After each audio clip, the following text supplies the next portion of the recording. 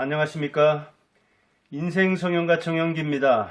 오늘은 내 강점 10가지를 이야기하겠습니다.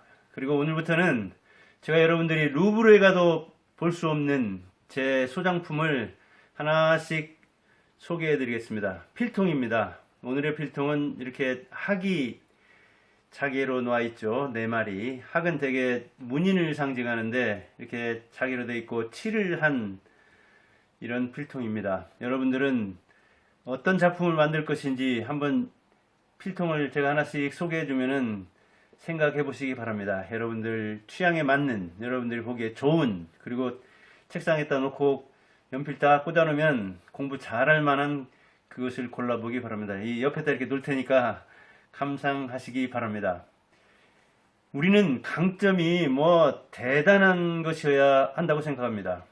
서울대를 나와야 한다든가 아주 고관대작 부모 밑에서 태어난다든가 그리고 자기가 뭔가 큰 것을 이루는 그런 능력을 가지고 있어야 그것을 강점이라고 생각하는 경향이 있는데, 사실은 자기에게 있는 것을 다른 사람에게 뭔가 보여줄 수 있는 것, 그런 것도 강점입니다. 이렇게 제가 여러분에게 하나씩 보여줄 수 있는 것, 그것도 제 강점이라고 생각하고, 그리고 같은 조건에서 다른 사람보다 잘하는 것을 우리는 강점이라고 생각하는데, 너무 상대적인 강점만 생각할 것이 아니라 절대적인 자기 강점도 생각해 보시기 바랍니다. 그런 차원에서 여러분들은 강점이 많은데 여러분들 얘기를 제가 하나하나 들을 수는 없으니까 제 강점 이야기를 해보겠습니다. 제가 가지고 있는 강점이 무엇인가? 사실은 취약하기 그지없지만 그것을 저는 강점이라고 생각합니다. 60년 넘게 살아보니까 강점이 참 많더라고요. 첫째는 저는 실패 경험이 참 많습니다. 많이 실패해본 것, 그것을 강점으로 생각합니다. 공인중개사도 떨어져 봤고, 대학도 2번씩 떨어져 봤고, 그리고 많은 사업에서, 그리고 제가 최근에는 12년 동안이나 이렇게 작가로서 프리랜서로서 살라고 하지만 뜻대로 안 되고 있잖아요. 그런데 이 많은 실패를 저는 딛고 일어섰습니다.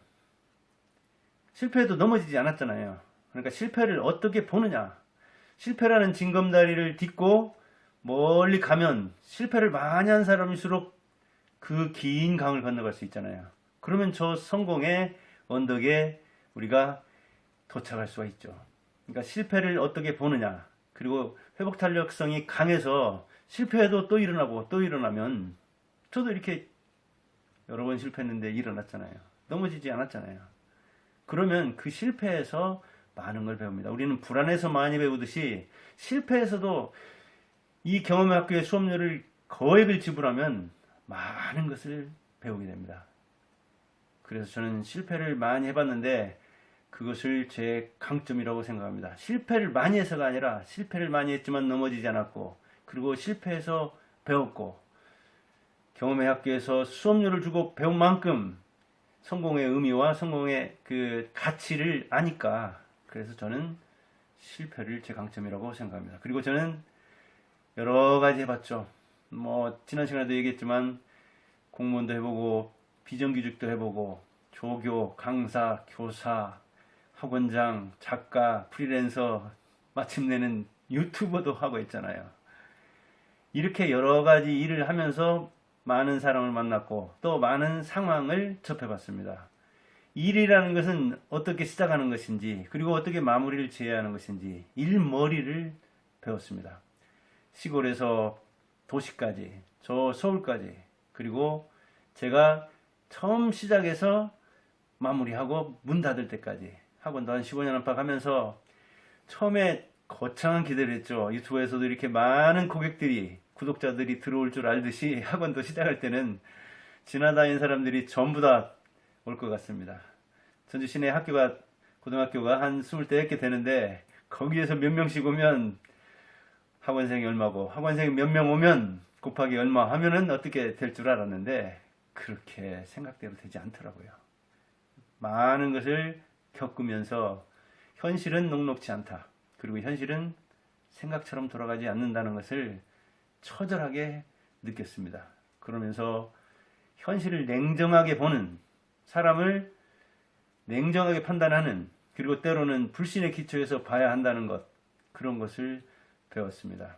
그런 차원에서 지금 뭐 조국 사태 이런 데서도 사람들을 제대로 못 읽는 그런 사람들, 그리고 그런 사람에 대한 어떤 신뢰를 철회하지 못하는 그런 사람들을 보면서 참 판단력을 수업료 주고 배워야 하는데, 그리고 실제 여러 직업을 겪으면서 배우면 저 교수들의 문제들, 교수가 이야기하는 말, 그리고 그가 여기저기 왔다 갔다 하는 발, 그런 것을 종합적으로 판단하는 힘이 생길 텐데 하는 그런 생각이 듭니다. 제가 현실을 잘 파악하고 사람을 잘 파악한다는 이야기가 아니라 여러 가지 일을 해보다 보면, 거기서 여러 사람을 만나다 보면 그런 안목을 기를 수 있다는 이야기입니다. 저는 그래서 여러 직업을 전전해 본 것, 직업 전환을 여러 번 해본 것을 제 강점으로 생각합니다. 그리고 저는 지방에서 공부했습니다. 지방에서 진안에서 고등학교까지 나오고, 여기 전라북도 전주에서 대학원, 학사, 그 다음에 박사과정까지. 어찌 보면 좁잖아요, 이게. 대학에서는 이게 학사, 석사, 박사를 같이 하다 보니까 같은 선생한테 몇 번 배우는 수도 있고 그럽니다. 그러니까 폭이 좁잖아요. 그러니까 폭이 좁은 것을 보완하기 위해서 제가 스스로 부족함을 느끼고 공부했죠. 결핍 의식을 많이 가지고 공부했죠. 그러다 보니까 이렇게 환갑 넘어서까지 공부를 하잖아요. 지나고 보니까 역시 시골에서 학교 다니고 중고등학교 정도는, 그 다음에 이제 대학은 뭐 서울로 가고, 그 다음에 미국이나 이렇게 선진국 가서 또 유학을 하는 것, 그것도 괜찮죠. 그렇긴 하지만 유학파들 내지 너무 잘 나가는 사람들은 빨리 지칩니다. 한마디로 번아웃, 빨리 탈진이 된다고요. 그래서 충전을 안 하면 역시 제야파한테, 지방파한테 지는 수가 있습니다. 지금 학생들은 지잡대 그러죠. 지방대학은. 제가 58년 개띠인데 제 또래 중에 고등학교 동창만 봐도 한 180명 안팎인데, 사실은 지방 국립 때도 저 혼자 나왔습니다. 뭐 차는 같기도 한데 사실입니다. 사립 때까지 전부 다 합쳐야 한 180명이 10명 안팎 갔을까? 그러니까 제가 초중고 동창에서 따지면 학벌로는 0.1%나 아마 들 겁니다. 그런데도 저는 서울에 있는 유력한 대학 하며 외국 대학, 그런데 견뎌가지고 한때 열등감에 쩔어서 살았거든요. 출판사에서 이렇게 계약해가지고 책 내려고 할 때도 이 내용에, 책 내용에 왜 이렇게 열등감이 많이 배있냐고 그러더라고요. 열등감 있는 사람이 책 쓰다 보니까 열등감이 당연히 표출이 됐겠죠. 그러나 지금 생각하면 이 아들러도 열등감에서 자기 어떤 심리를 캐치했고, 그 심리를 잘 연구해서 열등감을 뒤집어서 자신감으로 키웠다고 하듯이, 그것도 자산이 되고, 또 자기를 반성하게 하고, 그리고 자기가 스스로 자각 교정을 하면은 열등감마저 자신감이 될 수 있습니다. 그래서 제가 지방에서 초중고 대학까지 쭉 다녔지만, 생각하면 저에게 평생 학습, 뭐랄까, 기질랄까? 그런 걸 입력한 거잖아요. 머릿속에 장착해 준 거잖아요. 그런 차원에서 저는 강점으로 생각한다는 이야기죠. 역설이랄까요? 그리고 저는 가난한 부모 밑에서 6남의 장남으로 태어났습니다. 그거 역시 강점으로 생각합니다. 조카들까지 따지면 지금 뭐 20명이 넘는데 여러 직업에 종사하고, 그리고 아버지 어머니 평균 학력이 초등학교 3학년밖에 안 되다 보니까 자유롭게 공부할 수 있었죠. 그리고 그 돈 대마지기, 그리고 밭은 이렇게 빌려서 농사를 지어가지고 가르친 그 초인적인 힘, 어떤 선생보다, 제가 대학까지 하면은 아마 뭐 100명도 넘는 사람을 만났을 겁니다. 그 많은 교수, 그 사람들 중에 괜찮은 사람도 있었지만 역시 괜찮지 않은 사람도 있었고, 최고의 스승은 역시 부모였습니다. 그렇게 간섭하지 않고 그렇게 공부하라고 하지 않았지만 저를 제가 채찍질하면서 공부하게 되었던 것이죠. 그러니까 가난한 집에서 태어나면 이 조국 딸처럼 뭐 지금 혐의를 받고 있죠. 다 부모가 만들어줘가지고 저도 하고 나면서는 그런 게 부모들 참 많이 봤습니다. 자기 자녀 영재라고 하고 정말 다 도와줘가지고 손 하나 까딱 안고 공부만 하게 만드는 과연 저게 좋을까? 그런 사람이 의사 되고 그런 사람이 교수 된다 하면은 과연 그 사람들이 경쟁력이 있을까? 우리처럼 밑바닥에서부터 올라온 사람이 생각할 때는 그런 생각이 들더라고요. 그래서 저는 바닥에서부터 기어 올라온 제 인생을 강점으로 생각합니다. 그런 부모가 그 초인적인 힘을 발휘했기 때문에 거기에 보답하기 위해서는 열심히 노력한다는 그런 의식을 가지고 또 공부했죠. 그리고 대로 배워서 말로 쓴다고 하잖아요. 대로 배워 섬으로 쓴다고 하잖아요. 우리 아버지 어머니가 그랬습니다. 초등학교도 졸업 안 했지만은 정말 이 암기력 뛰어나고 응용력 뛰어나고 정치력 뛰어나서 제가 배워야 할 점이 많습니다. 지금도. 그런 부모 밑에서 6남매가 태어나서 지금 여러 가지 일을 하는데 그거 역시 제 강점이라고 생각합니다. 옆에서 배우는 게 얼마나 큽니까? 그런 차원에서 저는 좋은 집안에 태어난 거죠. 그리고 저는 62살이요. 31년 결혼 생활했습니다. 그리고 두 아들이 31, 28. 그리고 3부자가 병역을 마쳤습니다. 그것도 사병으로 만기제대. 제가 두 아들의 길을 먼저 갔다고 해서 제 아들 잘한다고 생각하지 않습니다. 31년 살면서도 역시 여러 어려운 점도 있었죠. 62년의 반이나 결혼 생활을 했는데 10월이면 꼭 31년이 됩니다. 그러면서 역시 가족이라는 것, 자식이라는 것, 부부라는 것, 그리고 그 위에 부모, 또 형제와 얽혀진다면 이 가족이 복잡해지잖아요. 거기에서 제가 실수도 하고 아까도 얘기했듯이 실패대장 실패도 하고 그러나 이렇게 12년 동안 강한 내조 그리고 자녀들의 이 신뢰 거기에 바탕해가지고 지금 열심히 유튜브로 뛰고 있잖아요. 그런 가정에서 이렇게 서로 지지하면서 살았다는 거 저에게 매우 강점이죠. 아마 지금 뭐 1, 2년만 이렇게 등벌이 못해도 팥벌이 못해도 견디기 힘든 경우도 있고 그럴 거래요. 이렇게 저는 강한 지지가 있고 강한 뭐랄까요 배경 이런 것이 있어서 어찌 보면 대한민국에서 아주 행복한 사람으로서 하고 싶은 일을 하면서 살았으니 얼마나 강점이 됩니까 그게. 역시 저는 그런 데에 대한 부채의식을 가지고 열심히 노력해야 되죠. 열심히 노력합니다 나름대로. 그리고 그런대로 지금까지는 큰 질병은 앓지 않았습니다. 건강이라는 문제는 자식과 더불어서 장담할 문제가 아니죠. 언제 어떻게 쓰러질지 모르는 것이죠. 저도 환갑 넘으니까 건강염려증까지는 아니지만 조금 아프면 이게 큰 병 아닌가?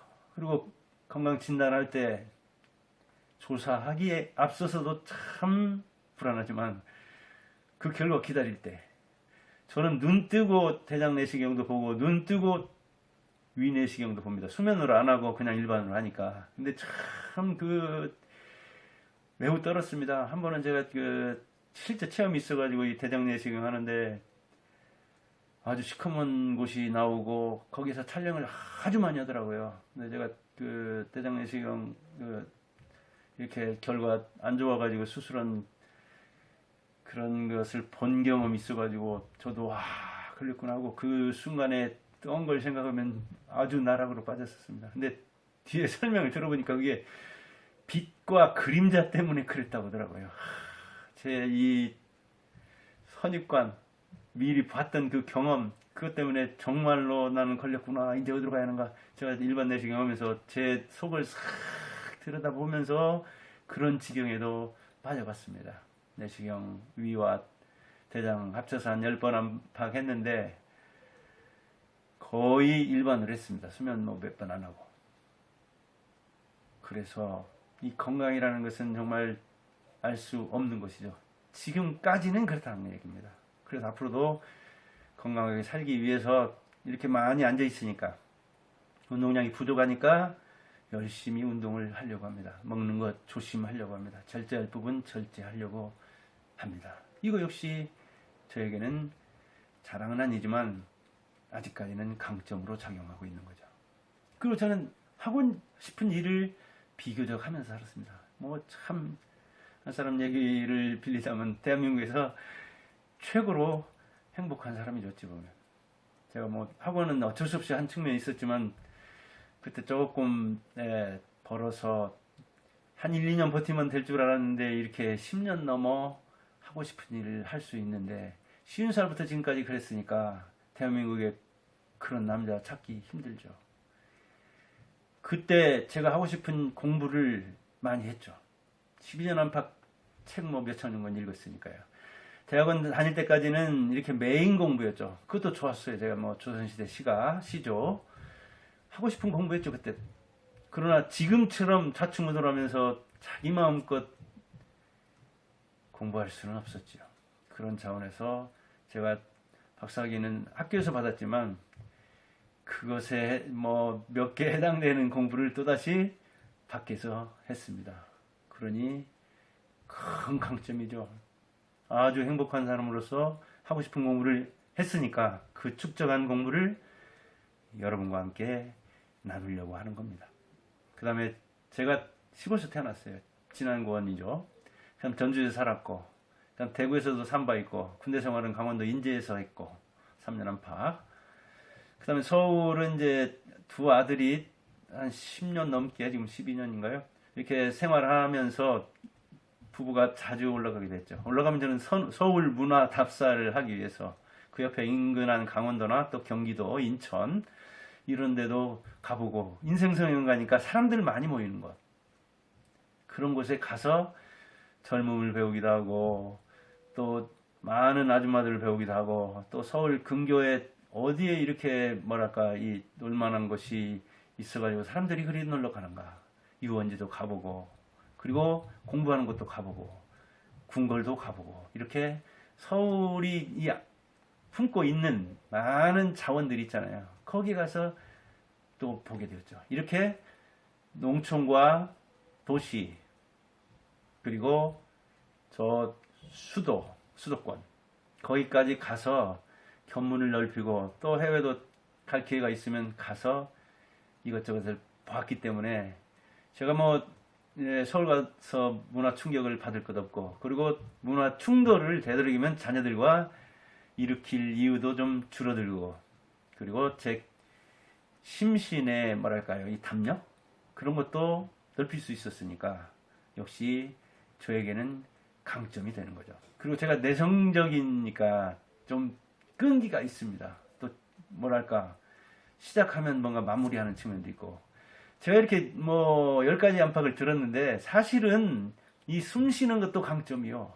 남의 말 잘 듣는 것도 강점이요. 저는 이 80대부터 시작해서 20대 그리고 박사부터 시작해서 초등학교도 안 나온 사람하고도 이렇게 같이 이야기할 수 있는 것 그런 것도 강점이고 여러 가지 그 생활 그리고 또 학부모 활동 이런 것들을 이 엄마들, 아줌마들 사이에서 해봤기 때문에 그들의 어떤 그 면이랄까 가면 또는 민낯 그들의 어떤 이면, 표면 이런 것 저런 것에 대해서 어느 정도 짐작을 할 수 있는 그런 또 안목도 가지고 있고 아주 뭐 외모 문제라든가 또 정신 문제라든가 이렇게 건강 문제도 이것저것 따져서 여러 가지 차원에서 이야기할 수 있습니다. 그래서 뭐 어찌 보면 10가지가 아니라 100가지 쓸 수 있어야 됩니다. 그런데 우리는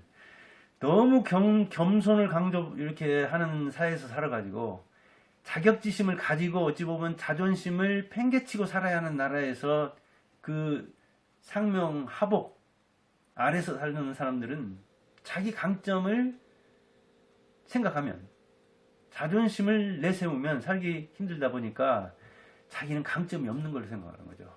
그래서 감히 지잡대 나온 사람이 어디 스카이 앞에서 하면 그냥 꼬리를 내리는 겁니다. 제가 지금 여기 책이 있죠. 이렇게 책이 있는데 가슴에 품은 뭐 청진기는 저 이길려, 제가 요즘 이길려에 대해서 책 쓰고 있는데 길병원 있죠, 인천. 거기에 대한 이야기입니다, 이게. 그럼 이렇게 딱 펴면은 책 날개가 나오죠. 여기 좀 여러 사람이 이길려에 대해서 쓴 책인데, 여기 펴가지고 제가 첫 책에다는 진안서 출생해서 고등학교까지 진안서 나와가지고 전주에서 이렇게 대학 나온 거 그런 거 썼습니다. 투명하게. 근데 여기다 밝히는 자기 어떤 투명성, 그것이 바로 책 내용에 대한 투명성 내지 솔직성을 이야기할 수 있는 측면이 있잖아요. 그런데 대개 보면 거기서부터 감춥니다, 사람들이. 잘난 사람들 거기다 그대로 쓰고. 서울대 나온 사람은 책 날개 펴보고, 오, 목처럼 좋네? 살지 모르지만, 저처럼 전북대 나온 사람은 여기 읽어보고, 헤이, 전북대 나온 사람이 무슨 책을 썼어. 책 썼다고, 참 애썼다고, 그렇게만 해도 감지덕지. 책 안 사고. 오히려 그냥, 무슨 내용이 있겠어. 이런 애들이 뭐 책 쓴다고. 참 요즘은 정말 개나 소나 다 쓰는구만. 이렇게 이야기한다면 누가 거기다 쓰겠습니까? 그러니까 거기다 자기를 투명하게 안 밝혀요. 투명하게 안 밝힌다는 이야기는 내용에서도 사실은 거짓말한다는 얘기예요. 근데 요즘 책들이 대부분 보면 뭐 거창하게 너줄하게 쓰기는 쓰는데 진짜 밝혀야 할 거는 안 밝히는 수도 있더라고요. 왜 그걸 강점으로 생각 안 하냐고요. 저는 지방대 나왔지만 결핍 의식을 가지고 열심히 공부한 걸 강점으로 생각해요. 실패한 것도 강점으로 생각한다니까요. 그걸 어떻게 다루고 거기서 어떻게 배우고, 실패는 성공으로 가는 과정이라고 생각하기 때문이죠. 여러분들도 남들은 웃을지 모르지만, 남들을 깔볼지 모르지만 자기가 가지고 있는 것을 가지고 둥글기를 바라고, 그렇게 가지고 사는 것, 안고 사는 것을 같이 안고 뒹굴려면은 그것을 강점이라고 생각해야죠. 그걸 떼버리려고 하면은, 수술해서 떼내버리려고 하면 저기 남는 게 하나도 없잖아요. 저희 뭐, 제가 대학 나온 거 다 없애버리고, 실패한 거 다 없애버리고, 저희 부모 다 부인해버리고, 제가 무슨 정체성이 있겠습니까? 제 본질이 뭐가 남겠습니까? 존재 이유가 어디 있겠습니까? 그래서 저는 제 존재 이유를 사랑하고, 저는 제가 존재하는 것을 강점으로 생각하고, 제 생긴 것, 어머니가 TV로 저를 봤는가 보더라고요.